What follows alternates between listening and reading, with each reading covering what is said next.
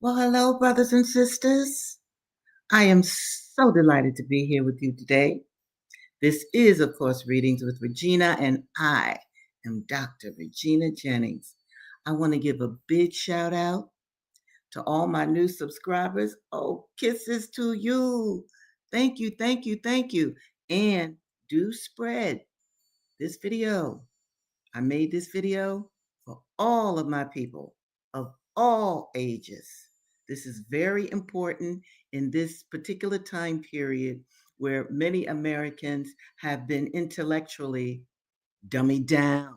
And that is on purpose. I just read an article before I came on air today about the declining intellectualism of American students. So I want to do my little part to bring our intellectualism back up and beyond where it needs to be so that we could all work together to make this planet a better place.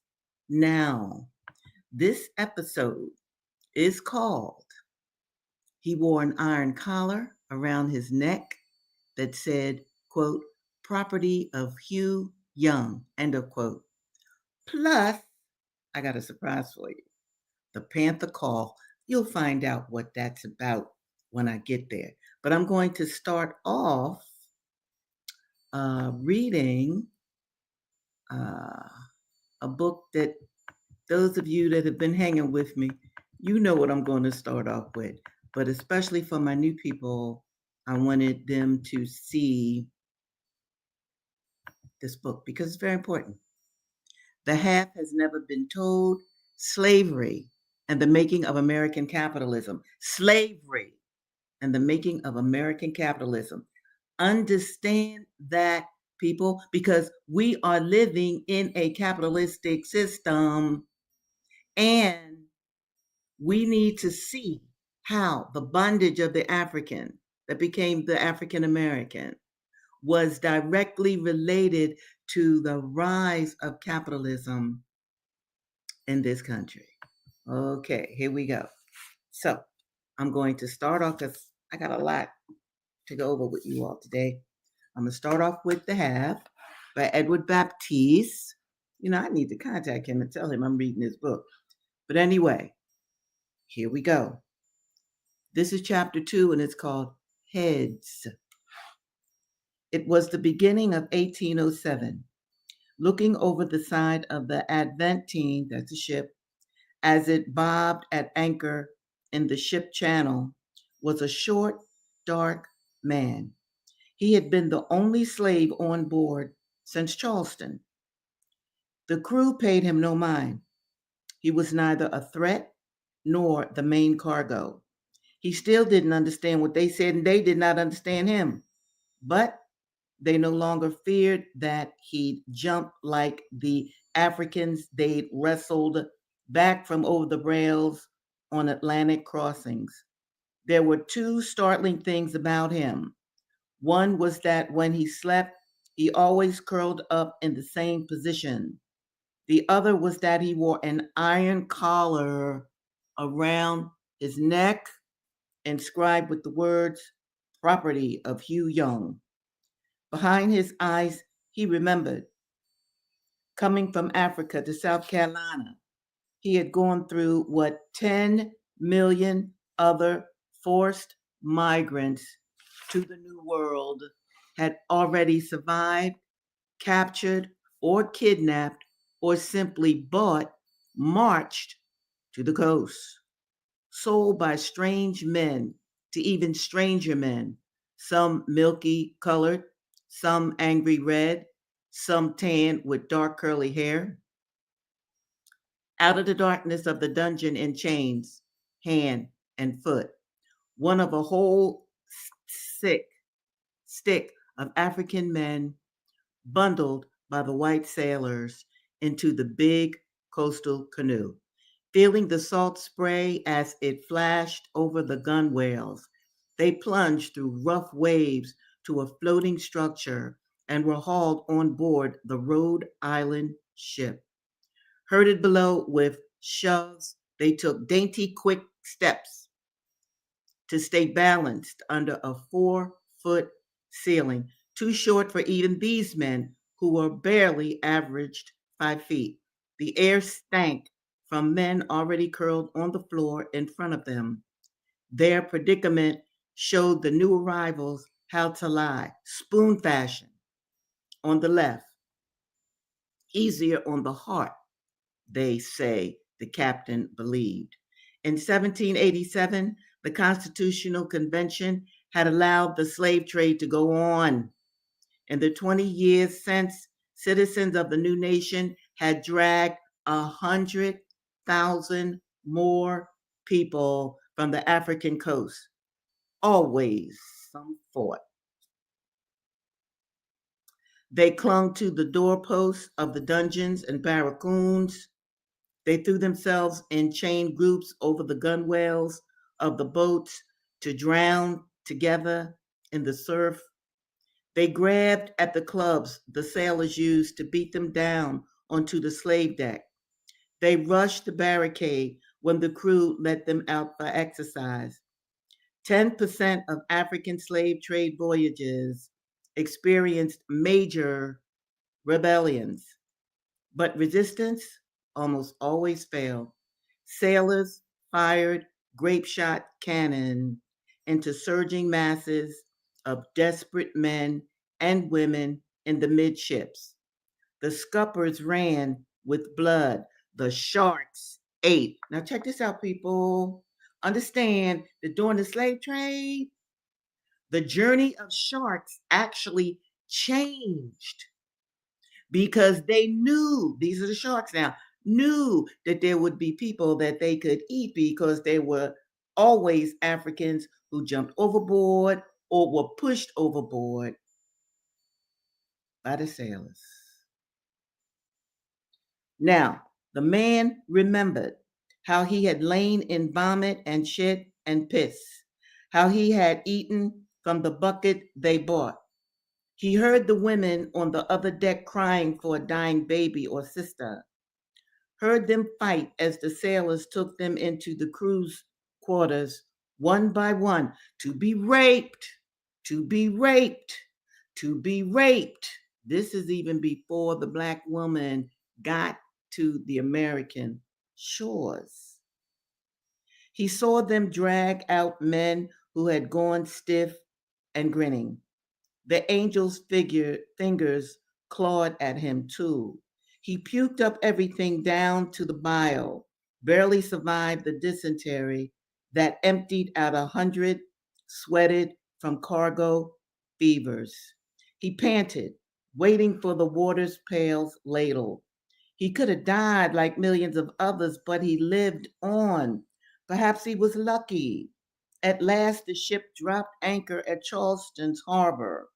Then they sold him to a New Orleans merchant's local agent. See, they had agents who would go out and purchase the slaves for very wealthy men, and some men not so wealthy. Another white man walked him up East Bay Street toward the Adventine's dock. Signs creaked in the wind that brought the stench of his old ship from Gadden's Wharf. The buzzards fighting and flapping on the other side of the Cooper River knew where the harbor current piled bodies against the sandbar. That year alone, 700 Africans died on the 25 different ships that spent time waiting there in quarantine. Now, after another voyage, the rowboat eased up the Adventine's hull. The white customs officer scrambled up the rope ladder. The man in the iron collar watched everything. He could tell that the slave who rested on the oars had gone through dark waters too.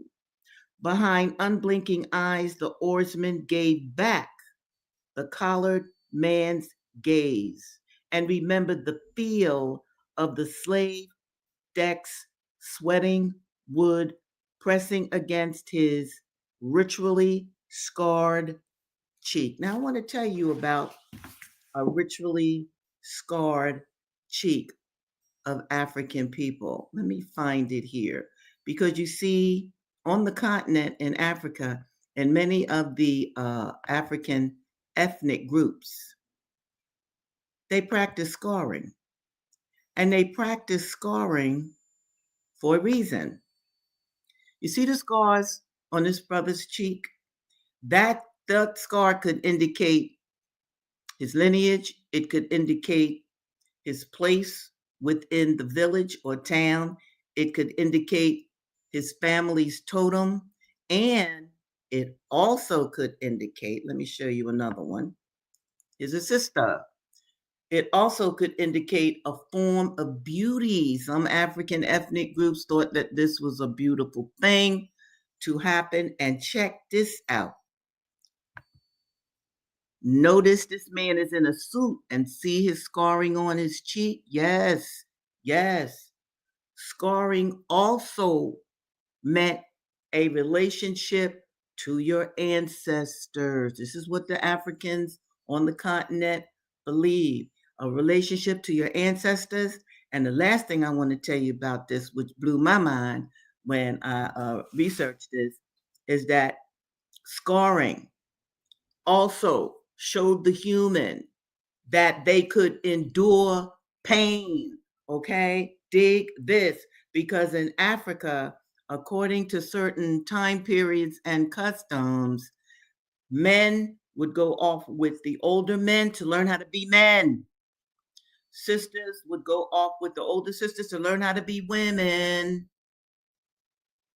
And scarring was often a part of that practice. So I wanted to just share with you. How you doing, Donna? Let me bring Donna up here. Hello, my dear. It is so good to see you. So good. Okay. We will talk more later.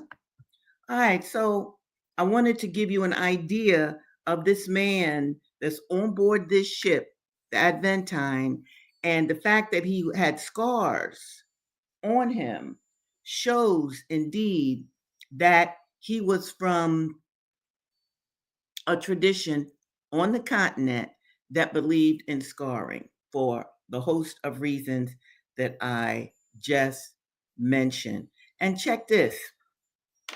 Check this. I'm now going to go to Blake or the Huts of America. I got such a surprise for you all today. Just wait till I finish reading this and show you some images that that I have. All right, let me see. Oh, and let me especially for my new listeners. This is a very important novel written in 1860 by Martin Delany. Martin Delany was a friend of Frederick Douglass. We're going to get to Fred today too. In any case, this brother's story is just so remarkable. I don't have time to go into it today, but I will at another time. Now, Martin Delany can be found online because, I mean, Brother Love was just outstanding. He was a free Black man, which meant that his mother was free. God only knows how she got free. But in any event, his mother was married to an enslaved man. Can you imagine that?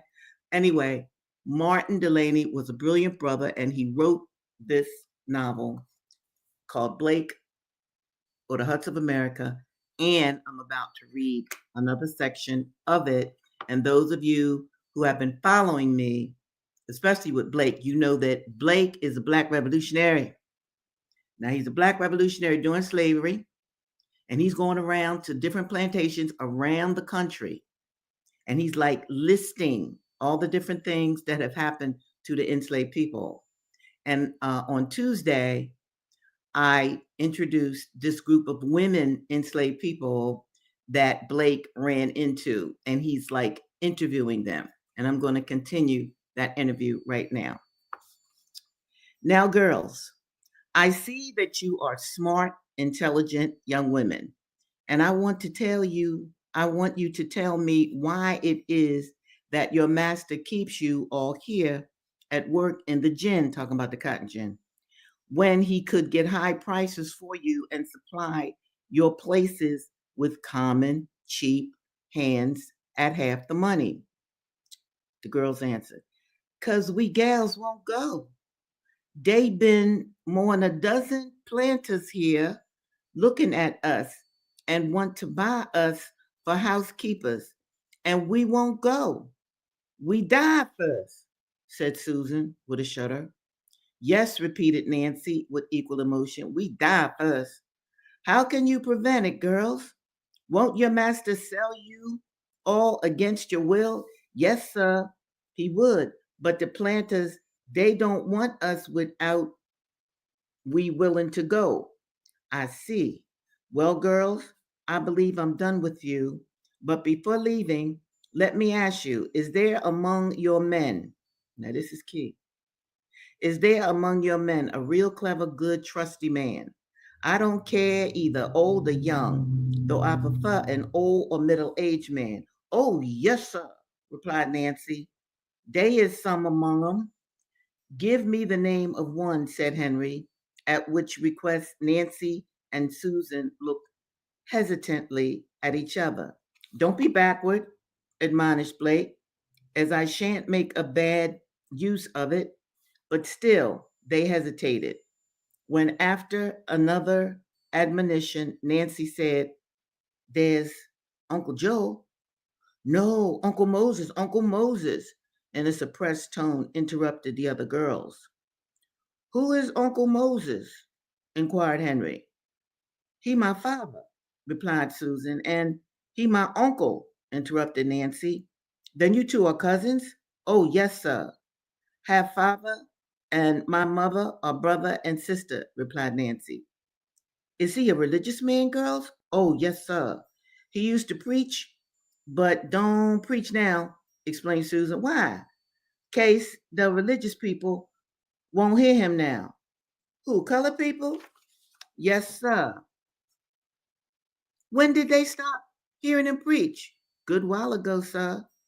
Where at? Down in the bush meeting at the baptism. He's a Baptist then? What did he do? Again became Susan and Nancy more perplexed than before, the other girls in this instance failing to come to their relief. What did he do, girls? Let me know it quick, as I must be off. Uh, they say, I don't want to tell you, replied Susan, hesitating with much feeling. What is it, girls? Can't some of you tell me? Earnestly inquired Henry. They say, before he come here, way down in Virginia, he killed old poor white overseer. Is that it, girls? Inquired he. Yes, sir, they simultaneously replied. Then he's the very man I want to see, said Henry.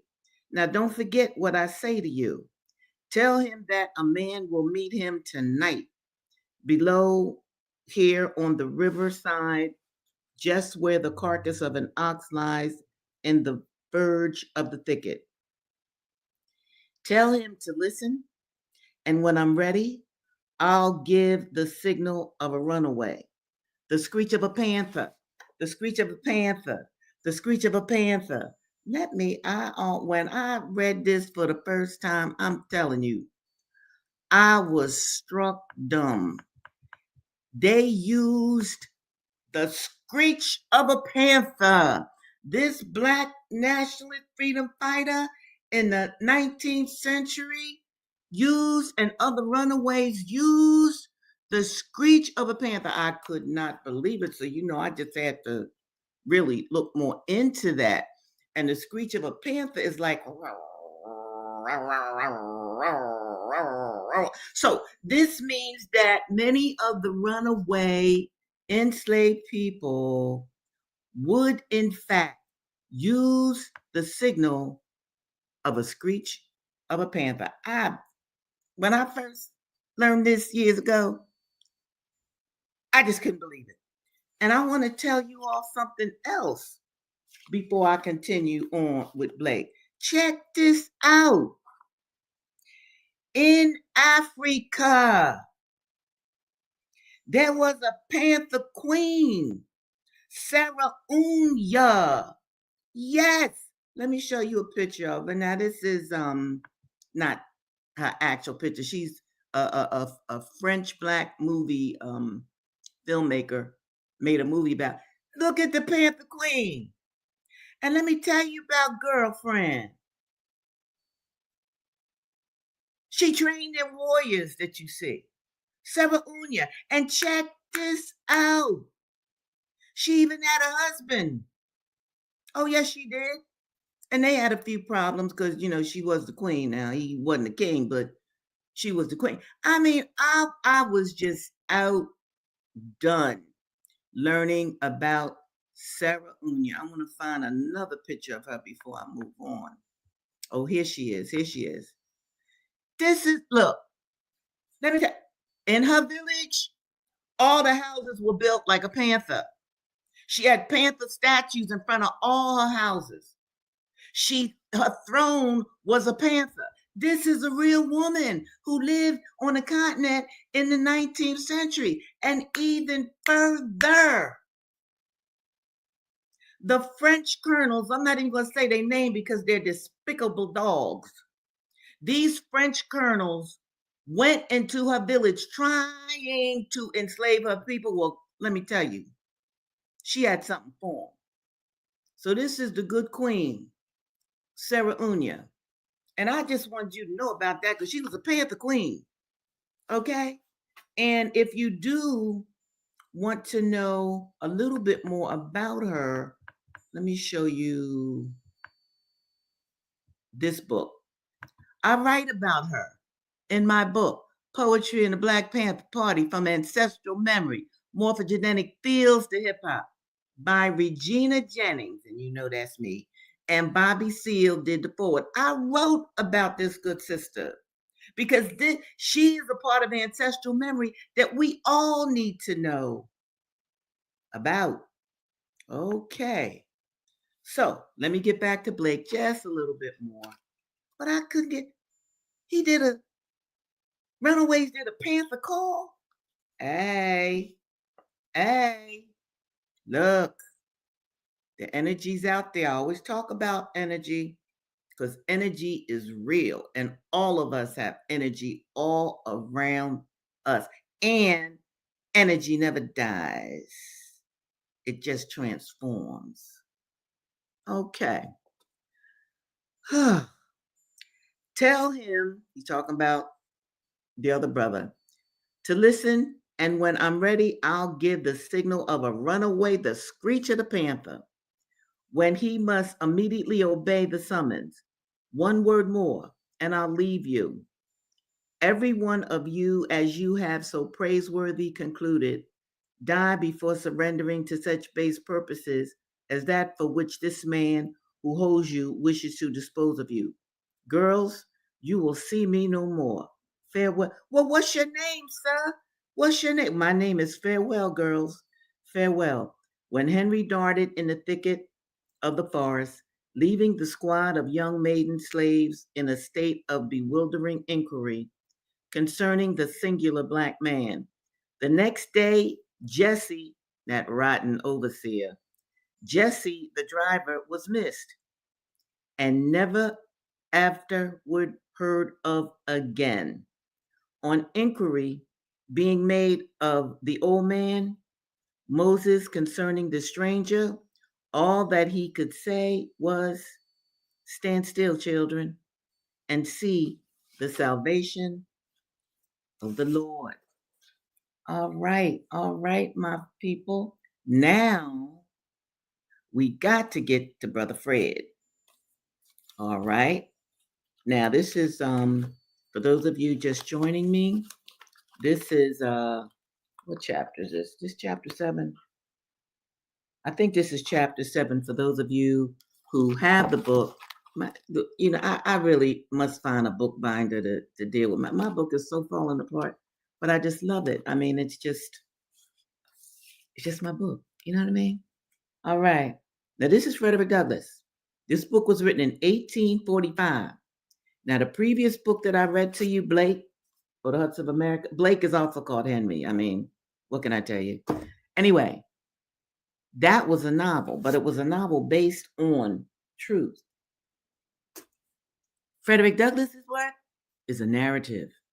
And Frederick Douglass lived as a child enslaved boy that grew into a man. So what he has to say is very important. This is Douglass. I lived in Master Hugh's family about 7 years. During this time, I succeeded in learning to read and write. In accomplishing this, I was compelled to resort to various stratagems. I had no regular teacher.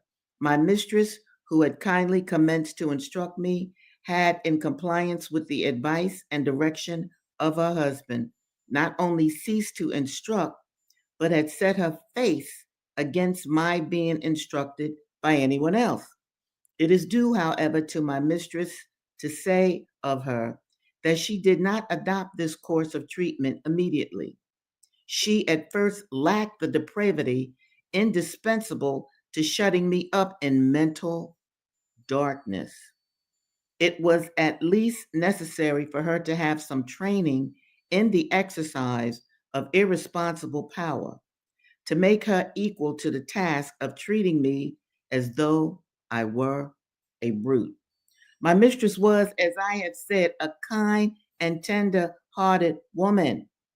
And in the simplicity of her soul, she commenced, when I first went to live with her, to treat me as she supposed one human being ought to treat another. In entering upon the duties of a slaveholder, she did not seem to perceive that I sustained to her the relation of mere chattel. If you don't know that word, chattel, Chattel, I want you to look it up. And that for her to treat me as a human being was not only wrong, but dangerously so. Slavery proved as injurious to her as it did to me. When I went there, she was a pious, warm, and tender hearted woman. There was no sorrow or suffering for which she had not a tear. She had bread for the hungry, clothes for the naked, and comfort for every mourner that came within her reach. Slavery soon proved its ability to divest her of these heavenly qualities. Under its influence, the tender heart became stone. The lamb like disposition gave way to one of a tiger like fierceness. The first step in her downward course was in her ceasing to instruct me. She now commenced to praise her husband's precepts. She finally became even more violent in her opposition than her husband himself. She was not satisfied with simply doing as well as he had commanded. She seemed anxious to even do better. Nothing seemed to make her more angry than to see me with a newspaper. She seemed to think that here lay the danger. I have had her rush at me with a face made up all of fury and snatch from me a newspaper in a manner that fully revealed her apprehension. She was an apt woman, and a little experience soon demonstrated to her satisfaction that education and slavery, education and slavery were incompatible with each other. In other words, stay dumb. From this time, I was most narrowly watched. If I was in a separate room any considerable length of time, I was sure to be suspected of having a book and was at once called to give an account of myself. All this, however, was too late. The first step had been taken. Mistress, in teaching me the alphabet, had given me an inch, and no precaution could prevent me from taking the ill. The plan which I adopted and the one by which I was most successful was that of making friends of all the little white boys whom I met in the street. As many of these as I could, I converted into teachers. With their kindly aid obtained at different times and in different places, I finally succeeded in learning to read. When I was sent of errands, I always took my book with me. And by going one part of my errand quickly, I found time to get a lesson before my return. I used also to carry bread with me, enough of which was always in the house, and to which I was always welcome. For I was much better off. Now, check this out, people. For I was much better off in that regard, than many of the poor white children in the neighborhood. See, that's what capitalism has to have a poor class of people. Now, you know the blacks are poor. Well, the blacks at this time aren't enslaved, but they were certainly poor white children, poor white families. This bread I used to bestow upon the hungry little urchins who, in return, would give me that valuable bread of knowledge. People, the bread of knowledge, yes, the bread of knowledge. I am strongly tempted to give the names of 2 or 3 of these little boys as a testimonial of my gratitude and affection I bear them. But prudence forbids, not that it would injure me, but it might embarrass them. For it is almost an unpardonable offense to teach slaves to read in this Christian country. And the way Fred Douglass is using Christian, he's showing you irony here. This is supposed to be a Christian country. Oh, love your neighbor. Oh, yeah. But they enslave people, rape people, chain people, work people to death. And to teach an enslaved person to read was unlawful. Do you understand that, people? And that too is why I indeed have put this series together. And I'm encouraging you. Absolutely. Let me see what else Donna's saying. I'm encouraging you. That's right, Donna. He traded real bread for books. Can you imagine that? Can you? And just imagine how smart this little enslaved kid was, Fred, to even come up with this idea, to understand the importance of knowledge.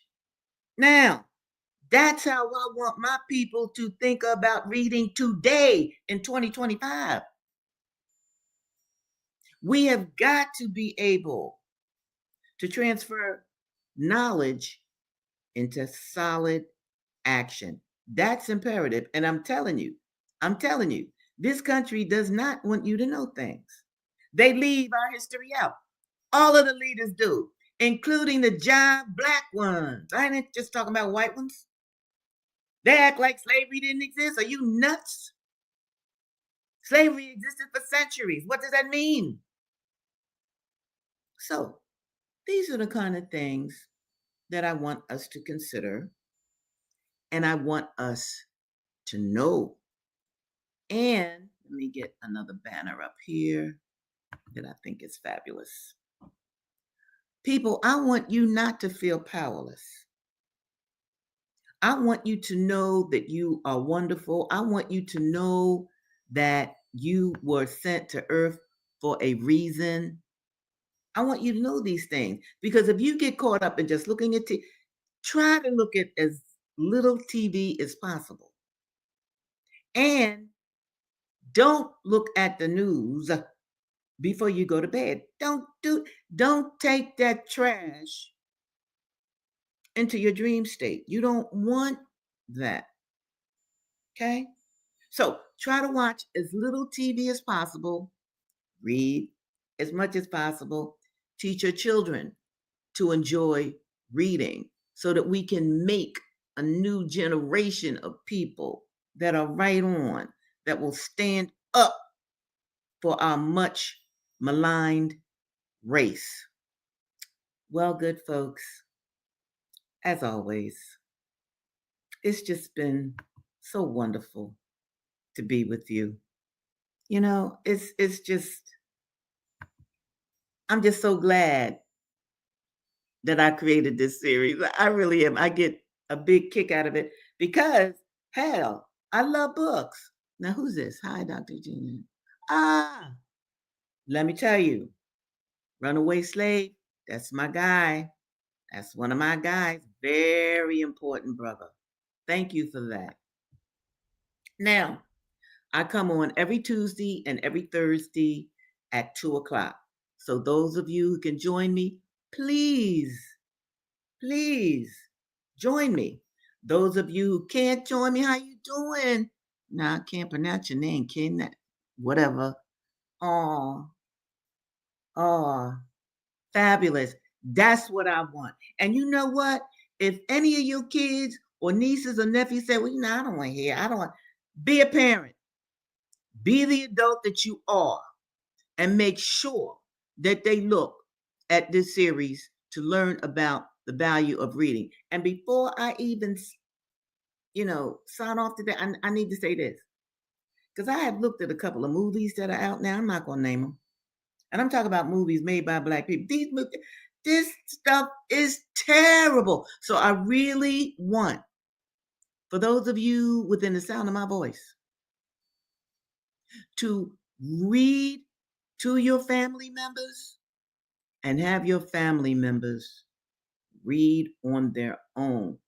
Very important if we are going to really build this nation within a nation. That's what's up. All right, brothers and sisters, I'm definitely going to sign off now. And I absolutely look forward to being with you again next week, next Tuesday at 2 o'clock. You take care. Know that you are really loved.